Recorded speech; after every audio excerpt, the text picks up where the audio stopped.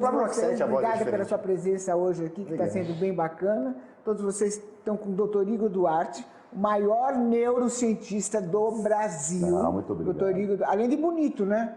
Além de bonito, alto, forte, é difícil, viu? É muito difícil. Se a Lucimara Parisi falou, quem sou eu para dizer que não é? Hoje nós vamos falar um pouquinho da diferença entre o cérebro masculino e feminino. O Dr. Igor explica muito bem. Posso começar? Vocês fiquem à vontade e façam a pergunta que vocês quiserem. Eu quero saber o seguinte. O que ocorre no cérebro no momento da morte? Olha, isso sempre foi um mistério para neurociências e nunca tínhamos dados relevantes sobre esse tema até fevereiro de 2022, né? Em fevereiro agora, que foi publicado um relato de caso. Um neurologista estava acompanhando um paciente, né? Colocou eletroencefalograma, estava lá monitorando que o paciente tinha epilepsia. Ele queria saber o que estava acontecendo no cérebro desse paciente para tratar isso, melhorar. E esse paciente teve um infarto e veio a óbito com os eletrodos. Então, ele teve uma base, a partir de então, um único paciente, mas são os primeiros dados. Ele conseguiu identificar o que acontece com o cérebro no momento que o coração para de funcionar, até o momento em que o cérebro deixa de funcionar. Nunca soubemos disso. Ele descobriu que existem padrões de onda, que eles chamam de ondas gama. São as mesmas ondas cerebrais de quando o paciente está dormindo e sonhando. Então, ele atrelou esse padrão de onda com as pessoas que tiveram experiência de quase morte, ou pessoas que estão envolvidas em acidentes. As pessoas relatam que tem uma espécie de filme passando na memória. Então, talvez esse filme que passa na memória seja o cérebro que já foi programado para ter esse tipo de informação no momento da transição da vida para a morte, para a pessoa ter uma morte, entre aspas, suavizada, para a morte não ser pesada. Então, eu não sei quem foi que programou tudo isso, mas parece que pensou em todos os detalhes, do começo até o fim. Entendi. Quer dizer, não entendi. É difícil para a gente entender. Significa que, nesse único caso que foi relatado, que a morte, todos têm a ideia de que a morte é algo ruim, algo pesada, mas a biologia programou, pelo menos os humanos, para que no momento da morte, essa morte não seja um fardo tão pesado para o indivíduo que está ali no momento de transição. O indivíduo que está morrendo, para a morte não ser tão pesada para ele. Então o cérebro tem essas memórias boas da vida para que a morte seja menos pesada para ele. Entendi. E existe vida após morte? Bom, dependendo do que falam sobre o que é essa vida, né? Do ponto de vista biológico, pega um cadáver de 10 dias, ainda há vida naquele cadáver. Mas eles querem saber... Mas não é isso que eu estou falando. Eles querem saber se há consciência depois da morte. Essa é a sua pergunta, né? Fica a consciência? Há uma discussão, é a vida, né? Há uma discussão sobre isso. A ciência nunca encontrou nenhum tipo de evidência, tá? Mas a ciência também deixou muito de lado isso, e hoje existem neurocientistas que estão trabalhando para saber se existe algum tipo de fenômeno inexplicável por trás disso. Existem dados já sobre isso. Por exemplo, existem dados de um garoto que ele tinha memórias de uma suposta vida que ele não viveu. E foram averiguar e muitas das informações batem. Então não bate 100%, e aí a ciência falou, tem que bater 100% para a gente atestar que é verídico. Mas muitas das memórias relatadas por esse jovem batem com o que realmente aconteceu. Então talvez exista alguma coisa. Talvez não como dizem, né, o espírito, a alma ou coisa do tipo, né, mas algo paranormal pode ser que exista. Quando a gente fala de algo paranormal, significa que para a ciência não tem como comprovar. Hoje, talvez em 10 anos, em 20 anos, em 30 anos, eles consigam descobrir. Então, o diretor mandou dizer que o papo está muito bom, mas que nós vamos cantar, tá, Michele? Vamos lá? Bora, galera do Vamos levar para o cérebro essa emoção, né? Doutor Igor.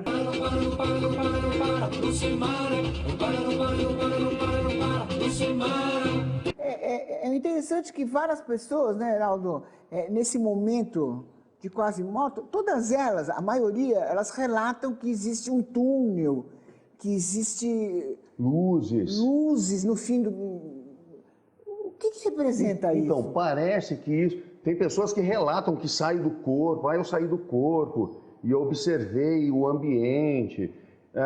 A maior parte dos neurocientistas acreditam que esse fenômeno é como um sonho. O cérebro produz isso. Não é que a pessoa saiu do corpo. Todo mundo que sonha, não tem sonhos que são reais, as sensações, você acorda suado, você acorda... Eu ia perguntar exatamente sobre o sonho. Né? Então, é mais ou menos isso. Então, o que acontece dessa experiência quase morte é uma simulação que o cérebro produz, baseado no que ele já viveu, né? E ele produz aquilo para a pessoa, entre aspas, ter uma morte mais tranquila. Ou, vamos dizer assim, ela tem uma passagem mais tranquila, para a morte não ser tão pesada. Então ela tem essas experiências, né, de que ele está vivo, que ele está no controle. Mas a maioria não morre. Mas isso é um subproduto do cérebro, o cérebro que está produzindo isso. Então não é o indivíduo que saiu do corpo que observou tudo. O cérebro criou isso, criou essas falsas sensações que na verdade são túnel, sonhos. o famoso túnel que todo mundo vê? Uma das possibilidades, veja, eu estou dizendo possibilidades, que eu não tenho todas as respostas que ela está me colocando aqui. Né? Uma das possibilidades são os medicamentos correndo pela circulação sanguínea. E pela circulação, a circulação do cérebro, existe uma área chamada hipotálamo, ele está constantemente detectando os fluidos que passam pelo sangue. E ele pode criar essa falsa sensação de um túnel com luzes passando, um túnel que a luz não chega ao fim. Essa é uma explicação possível. Mas é interessante que eles veem o túnel, são várias pessoas que enxergam o túnel.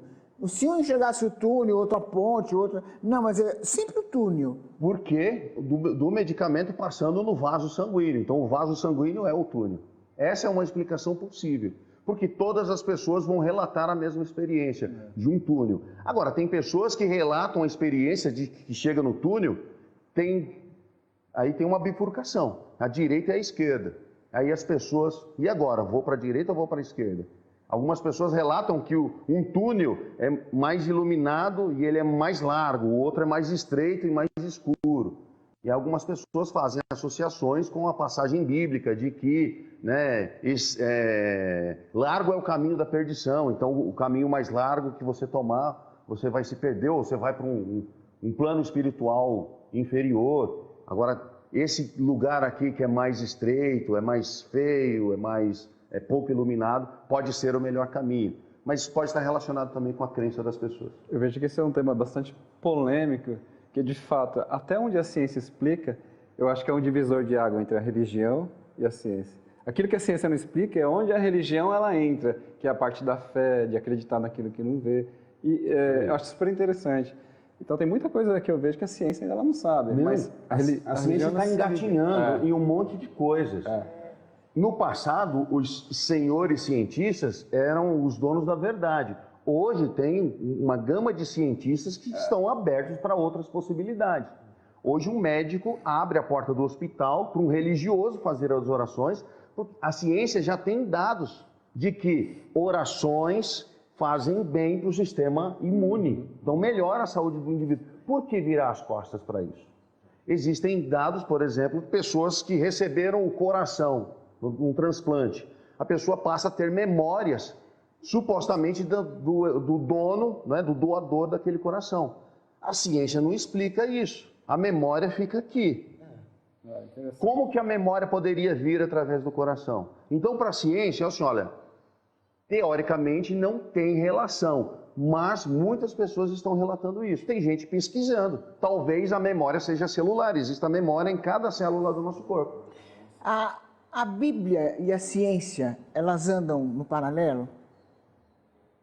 Na maior parte dos casos, sim, porque a Bíblia conta muitos fatos históricos que não tem como você comprovar do ponto de vista de tempo. Você não consegue, por exemplo, dizem que a história do Éden aconteceu há 6.000 anos. Então, os humanos começaram há 6.000 anos, né? Foram criados. Enquanto que a ciência tem dados de humanos de 2 milhões de anos atrás. Os primeiros humanos começaram a descer das árvores. Então, isso é muito conflitante. Mas também tem muitos pontos que são comprovados, muitos pontos. Falaram muito da história de Jesus, né? E estão sempre encontrando alguma evidência de que esse personagem bíblico, ele realmente existiu. E ele foi um homem mesmo e não um personagem histórico criado para agradar algumas pessoas. Um neurocientista tem religião? Tem. Tem? Eu tenho a minha. Tem. Tenho e respeito os Mas que têm a deles. Mas é um pouco difícil, né? É conflitante. Para mim é conflitante. Eu sou cristão e já coloquei a ciência de um lado e a religião do outro, e elas brigam dentro da minha cabeça. O que aconteceu? A religião me ajudou muito, a ciência me ajuda, a religião me ajudou, então eu não quero mais fazer isso. Para mim não tem diferença. Para mim, o neurocientista, o doutor Igor Duarte, o cristianismo me abriu muitas visões, me ajudou demais, então eu prefiro que esse conflito não exista na minha cabeça, mas isso existe na mente de outros tantos. Entendi. O que mais? Agora você já sugou toda aí, estão sabendo que o neurocientista é religioso. Aí vão lá no Instagram e falam, onde já se viu a ciência. Então você acredita na vida após a morte? Eu acredito. Eu não sei que vida é essa que eles falam de vida. Quando eles falam do ponto de vista espírita, significa que o indivíduo, ele vai para um outro plano, ele mesmo. Não. Só que, então isso é muito controverso. Para algumas pessoas, e acho que para mim faz mais sentido, não a pessoa ir, e sim uma parte, a consciência dessa pessoa ir. Talvez faça mais sentido. Aí é um erro. Então não há vida após a morte, porque a vida é o quê? É um aglomerado de moléculas que formam células. Isso é vida. Consciência talvez não seja vida, talvez seja um outro tipo de energia. Eu não posso explanar isso porque eu não tenho experiência, que aí deram o nome de vida. De alma. Né? Então, alma... Que na verdade é um outro grau de existência, na verdade, não é vida, é existência. Né? Existência. Existem relatos de pessoas importantes que não só acreditam, como tiveram muitas experiências e têm alguns dados até interessantes sobre essa suposta consciência de uma pessoa que já biologicamente não existe mais, mas essa pessoa de alguma forma interage. Né? Então, na sua opinião, assim, morreu, acabou tudo, não existe mais nada? Biologicamente, resta algumas coisas, por exemplo, nos ossos tem biologia até 10, 20, 30, 50 anos. Eu acredito que essa consciência, ela não exista mais depois que o cérebro para de funcionar. Eu não acredito. Mas e aí, é só isso? Só isso. Todo mundo vem aqui, uns são podres de ricos, outros não são nada, uns sofrem pra caramba, os outros são felizes. A ideia, e aí não tem mais nada além disso. A ideia é você encontrar, né, aquilo que lhe toque, lhe faça feliz aqui. Tem quem acredita, tem quem não acredita. Aí você vai viver pensando do outro lado. O outro lado, se existe ou não, a gente não sabe. A gente tem que pensar no hoje, no agora.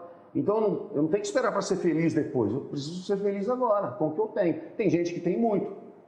Essas pessoas que têm muito, não são felizes com muito. E aí? Elas precisam encontrar a felicidade dela com esse muito. Tem pessoas que não têm nada. E elas atribuem a infelicidade ao fato de não ter nada. Mas o que eu me refiro, doutor, é assim, hoje o senhor olha para uma cadeia cheio de bandidos, de assassinos, tudo lá sofrendo, tudo pobre, não tem nada.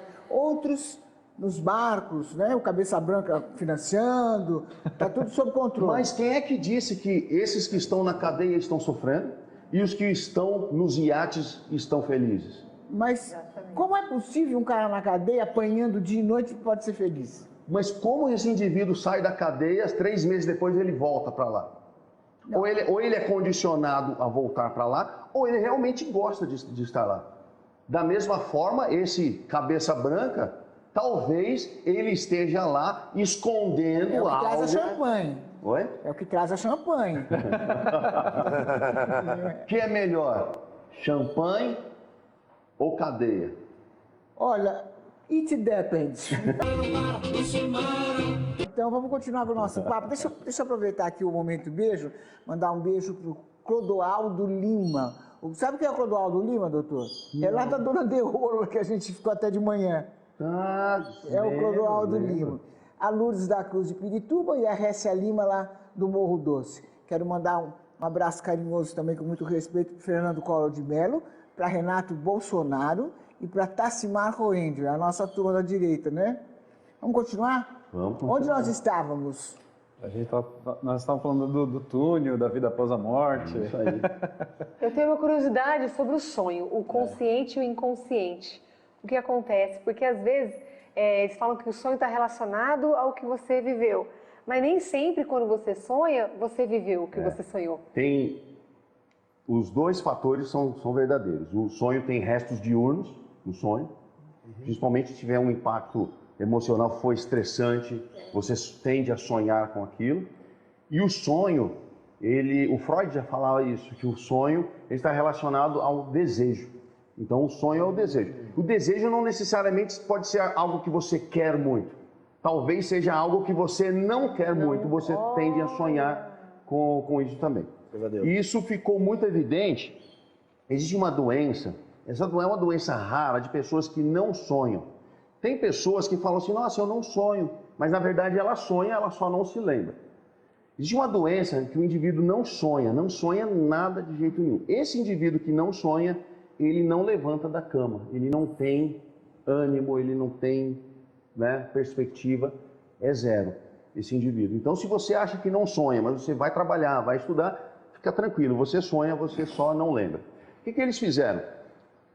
Eles conhecem bem a área do desejo no cérebro, já conhecem bem isso. Então, eles pegaram gatos, foram lá no cérebro do gato e retiraram essa área relacionada ao desejo.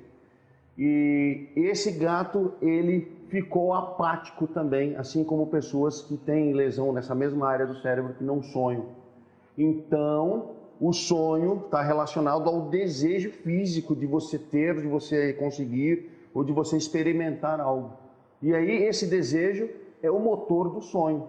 Esse desejo pode ser algo que você quer ou algo que você não quer. E aí você tende a sonhar com isso à noite. Tá?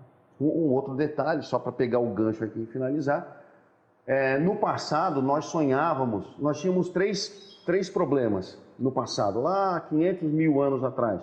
Nós precisávamos nos alimentar, nós precisávamos não ser alimento de ninguém e a gente precisava se reproduzir. Esse era o sonho dos humanos primitivos, se alimentar, não ser comida de ninguém e se reproduzir. Então eles descobriram que pessoas, por exemplo, soldados que retornam da guerra, adquirem estresse pós-traumático. Esse soldado relata que no momento da guerra ele sonhava justamente com relação sexual, um dos 3 pilares da vida. Né? Talvez como se alimentar, reproduzir, a perpetuação da espécie seja tão poderoso. Por isso que sonham com muita frequência quando estão em momentos de estresse muito grande. O instinto animal é forte. O instinto animal e o instinto de deixar descendentes para a biologia, isso é muito interessante. Tá? E por que as pessoas às vezes sonham com determinada coisa, fala determinados nomes, aí quando acorda, ela falou outros nomes, não aquele que ela estava sonhando? Tipo, é perigoso isso, né? A pessoa sonhar, falar um nome, aí depois falar outra coisa. Quem que é esse nome que você falou? Eu falei, eu estava sonhando, que culpa eu tenho, né? Ninguém controla o sonho, tá? Ninguém controla o sonho. Não. O sonho é aleatório. Você pode sonhar com coisas que aconteceram durante o dia ou coisas que você tem desejo e às vezes esse desejo você tocou no inconsciente. Acreditam que o inconsciente manda em 95% dos casos. Hoje eu acordei. Como que você vai condicionar esse inconsciente? É até possível, existem técnicas para isso, mas demanda um tempo. Tá? É difícil falar, hoje eu quero sonhar com tal coisa. Ah, sim. Não consegue. Mas depois que está dentro do sonho, existe a possibilidade de em algum momento você mudar perceber e tentar, e você consegue controlar, pelo menos em algum grau, o sonho? Controlar o sonho quando você já está lá dentro? Lá dentro. Então, algumas pessoas acham que sim, mas se o sonho é inconsciente, Exatamente. você sonhou que está no controle. Então, aí você acorda e fala, não, eu sonhei com isso, então eu fiz tal coisa, aí conscientemente... Não, você acha que estava no controle, mas não, na verdade você não está no controle. As coisas acontecem de forma aleatória. Porque tem um exemplo, por exemplo, eu lembro que eu estava tendo um sonho muito bom e eu tive que acordar. Eu falei, meu Deus, e eu logo em seguida voltei a dormir e falei, eu quero continuar aquele sonho. Aí você voltou ali. Não, e consegui, porém, Ok. não teve o desfecho que eu queria, porque simplesmente ele foge do controle, vai para outro lugar. Mas exatamente. consegui voltar de onde eu parei. E a partir daí foi para outro lugar. Hoje de manhã mesmo eu acordei e falei, tô com vontade, sonhando. Ela, a Michelle acordou, tá com vontade de quê? Quando Olha que perigo. casada, Não foi. Inclusive, tem De madrugada. E você não lembra o sonho, né? Não, você falou que eu essas coisas, falei. a gente sonha, mas não lembra. Você falou que eu falei, que eu falei que tava Não, com nem, vontade. nem sempre lembra do sonho Acho mesmo. que sim. Aí você está com vontade de quê? Eu só acordei você perguntando pra mim. Eu falei, não sei, eu devo ter sonhado. Às vezes até melhor não lembra. Perigoso falar enquanto dorme, tá? Há uma teoria de que quando você está sonhando com algo muito grave, algo que você tem um risco de morrer muito grande, o cérebro acorda, porque o cérebro não sabe o que vem depois da morte. Então ele não sabe criar uma fantasia de algo que ele nunca vivenciou. Então, quando, por exemplo, você no sonho é baleado, você é atropelado, você cai do prédio, você está caindo no abismo. Até que o corpo e antes, sente, né? Antes, você não tem toda a sensação? Tem, Antes de você tem. cair no chão e morrer, você acorda. Aí você acorda assim. O sistema Nossa, nervoso. foi por pouco essa, né? Raramente algumas pessoas, eu particularmente conheço ninguém que já sonhou que morreu. Ah, tá. Então, O prazer, sistema né? nervoso central. O cérebro não sabe o que é a morte. Então ele não pode criar Criar sensações de algo que ele nunca viveu. mas baseada, por exemplo, a gente tinha falado de religião, e se alguém tem base em alguma religião, o cérebro não pode Isso, utilizar aí sim, isso exatamente. para simular algo que poderia acontecer depois da morte? Aí ele pode simular um encontro com alguma divindade. Sim. Ele pode simular um encontro com Deus, ou com os santos, ou com espíritos, enfim. E isso já está bem documentado. Tem uma área no cérebro que é conhecida como a área de Deus. Eles fizeram experiências com monges em meditação e eles perceberam que essa área ela fica muito acesa. Então, o cérebro, quando você está em oração, quando você está em meditação, o cérebro ele desliga a parte sensorial. E aí você fica conectado com você mesmo. E é ali que essa área se acende e as pessoas relatam que tiveram encontro com seres de outros planos, com divindades, etc. E também está relacionado ao estresse, né? Por exemplo, quando você relaxa e faz a meditação, é uma maneira de você relaxar e até então, melhoria a da meditação, saúde, né? você seguindo ali o ciclo respiratório, você consegue bloquear as sensações externas. E aí, por isso que é interessante quem vai fazer a meditação num lugar tranquilo. Senão você vai para um lugar que tem muito barulho, muito ruído, excitação extrema pode atrapalhar. Então você vem aqui para a casa da Lucimara Paris, que tem passarinhos cantando. Aliás, só para preparar um pouquinho, porque não para de cantar. E aí você faz um exercício de meditação, você consegue se desligar, literalmente se desligar das sensações externas e você fica conectado com você mesmo. Talvez abra uma porta para comunicação com algo que a ciência ainda não próprio conseguiu mentor, fazer. né? Podemos dizer que o cérebro é um computador que tudo que você vivencia, ele guarda e armazena alguma coisa. E aquilo ele pode transformar o seu sonho daquilo que você viveu. Pode. A analogia que o cérebro é um computador, eu não gosto muito dessa analogia por um detalhe. Que o computador, você compra ele hoje na loja novinho, daqui 2 anos ele está ruim e velho. E o computador, e o cérebro, você tem o seu cérebro hoje, daqui 2 anos ele está melhor do que há 2 anos atrás. Você tem mais informações, mais experiências. Para quem estimula, né? Mas o cérebro, ele armazena sim informações. Eles descobriram que você armazena as informações que têm um impacto emocional muito alto. Quanto maior a emoção, mais essas informações vão ficar retidas. Quando você citou dos monges, por exemplo, eu imagino que os monges eles vivem mais tempo vivendo da religião ali, a leitura, do que uma pessoa normal, por exemplo, outras pessoas. Então eu acho que essa questão de ser a parte que Deus tá, é porque eles vivem muito isso. Ah, sim. Eu acredito que um monge ou um outro religioso, um espírita, um evangélico, um católico, que pratique, ele tenha vamos dizer assim, um canal mais aberto com a fonte da crença desse indivíduo.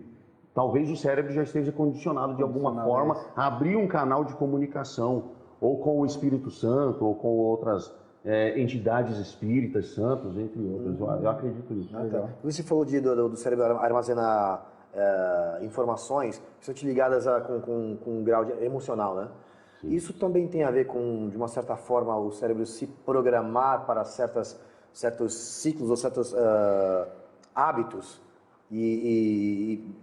Porque tem muita gente que relata, por exemplo, algum trauma na infância e aí a pessoa começa a ter algumas condutas, alguns hábitos repetitivos. Círculo vicioso. Círculo vicioso. Isso tem a ver com...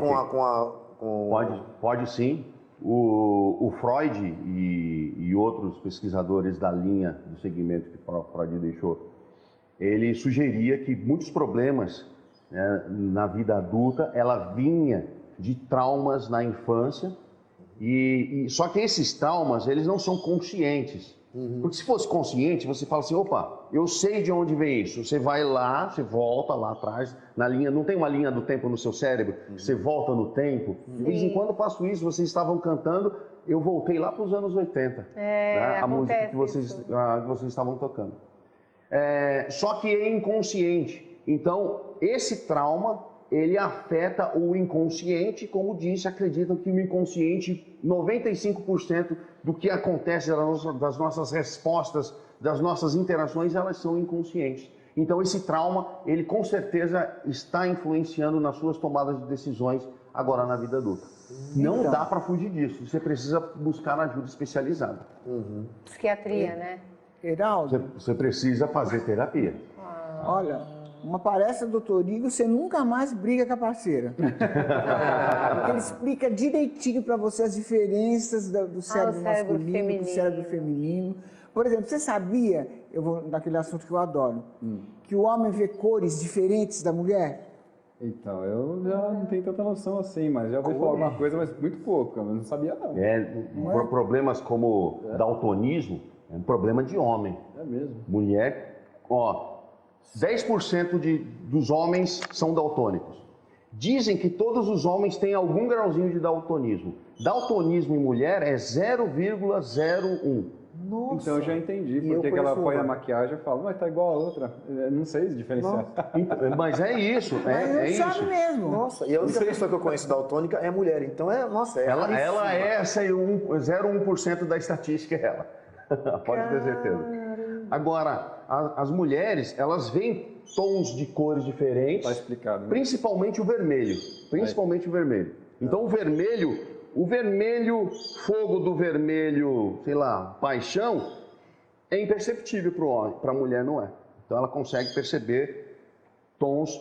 Dizem que isso está relacionado à questão evolutiva, porque as mulheres eram elas quem cuidavam dos doentes, enquanto os homens iam para a caça.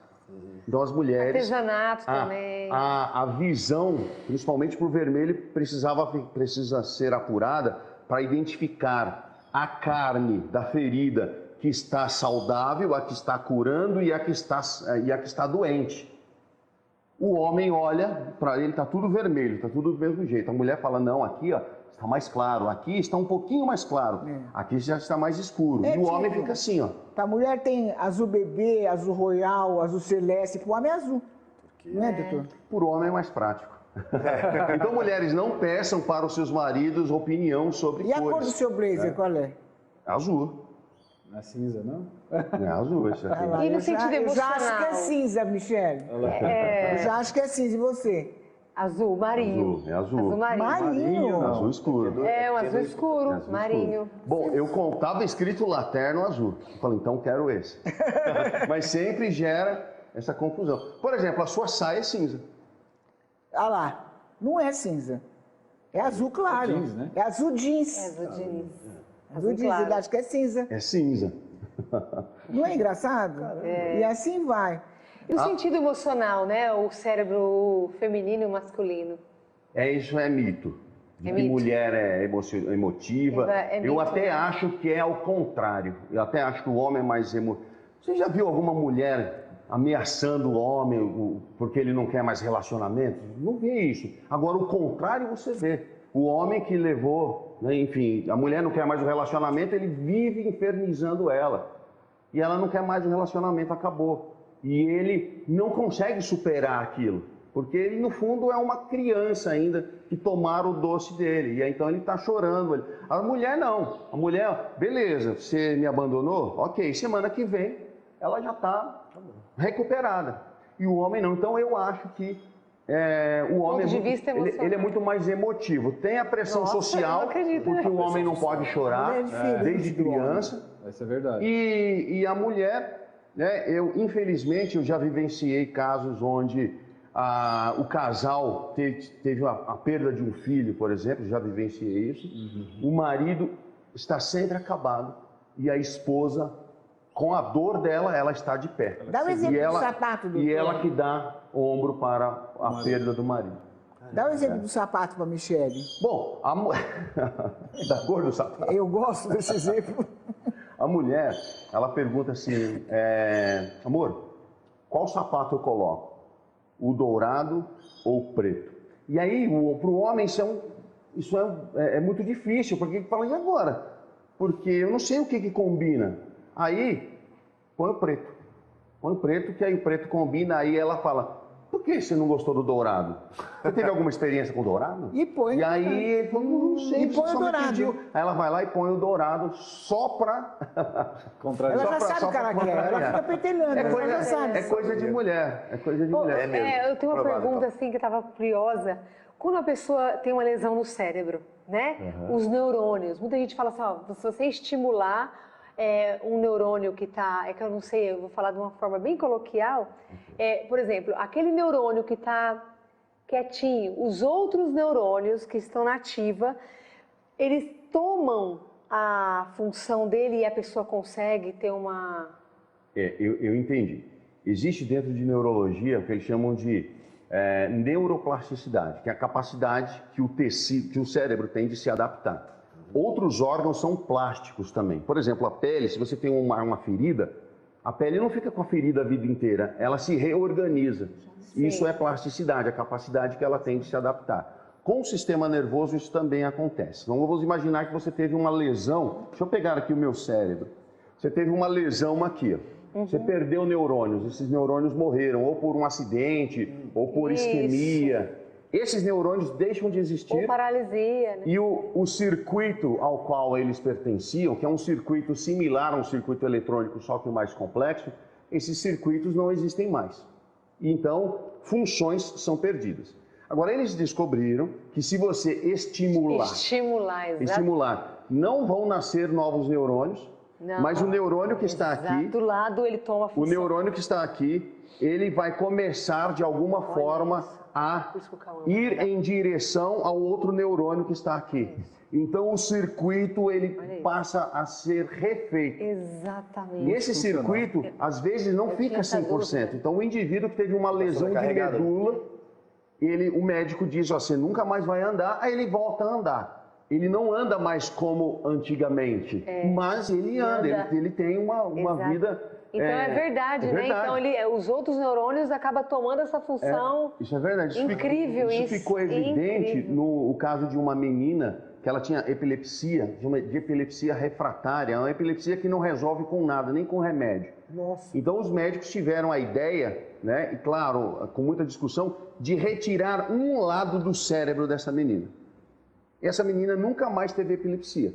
Só que, como o lado esquerdo do cérebro controla o lado direito do corpo e Exatamente, vice-versa, vice-versa. essa menina ficou com um lado do corpo paralisado. Para surpresa dos médicos, 6 meses depois, essa menina estava andando. Nossa. O que aconteceu? O cérebro que sobrou assumiu o controle do outro lado do corpo.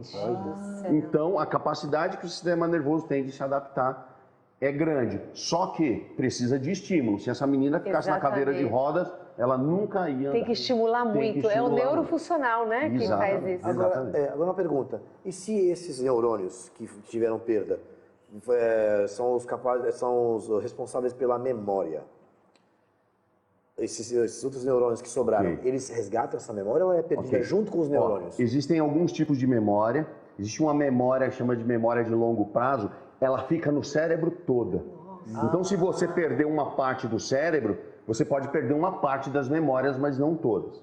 Agora não voltam mais. Agora, existe uma área que está relacionada à formação das memórias.